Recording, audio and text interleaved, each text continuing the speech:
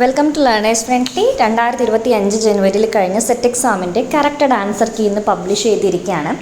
ഇതിൽ ജനറൽ പേപ്പറിൽ question number version എയിൽ 7-ാമത്തെയും 35-ാമത്തെയും 57-ാമത്തെയും 89-ാമത്തെയും ക്വസ്റ്റ്യൻസിൽ മാറ്റം വന്നിട്ടുണ്ട്.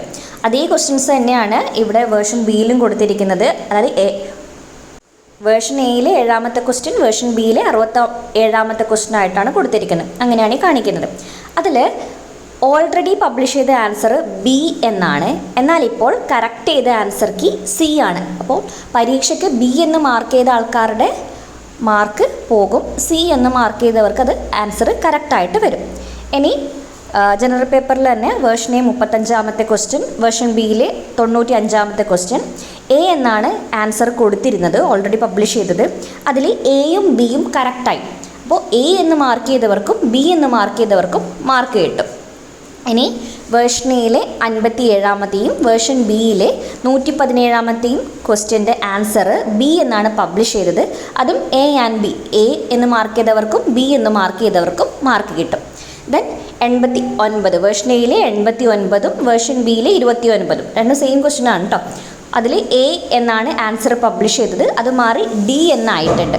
അപ്പോൾ എ എന്ന് മാർക്ക് ചെയ്തവർക്ക് മാർക്ക് കിട്ടില്ല, ഡി എന്ന് ആൻസർ ചെയ്തവർക്ക് മാത്രമേ മാർക്ക് കിട്ടുള്ളൂ. അപ്പോൾ ജനറൽ പേപ്പറിൽ 4 ക്വസ്റ്റ്യൻസിലാണ് മാറ്റങ്ങൾ വന്നിരിക്കുന്നത്.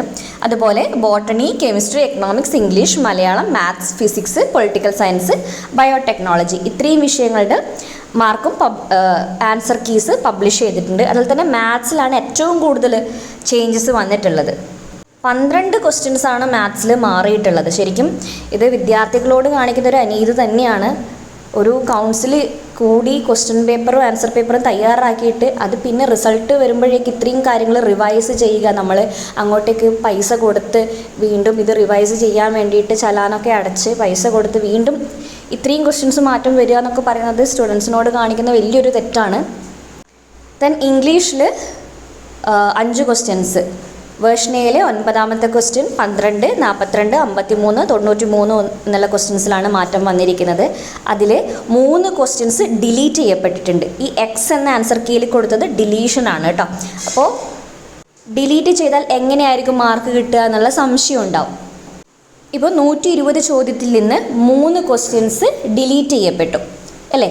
ഇംഗ്ലീഷിൽ 3 ക്വസ്റ്റ്യൻസാണ് ഡിലീറ്റ് ചെയ്തത്. അപ്പോൾ 120-ൽ നിന്ന് 3 ക്വസ്റ്റ്യൻസ് ഡിലീറ്റ് ചെയ്യുമ്പോൾ 117 വെച്ചിട്ടാണ് നമ്മളിനി ആൻസർ പെർസെൻറ്റേജ് കണക്കാക്കേണ്ടത്.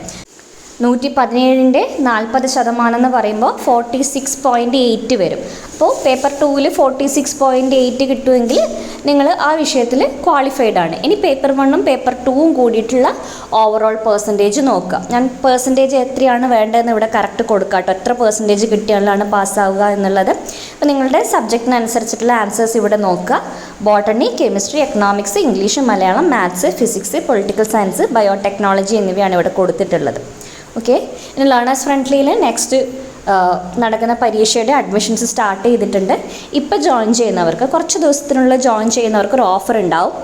കൂടുതൽ വിവരങ്ങൾക്ക് വേണ്ടിയിട്ട് ഈ കാണുന്ന നമ്പറിലേക്ക് കോൺടാക്റ്റ് ചെയ്യുക.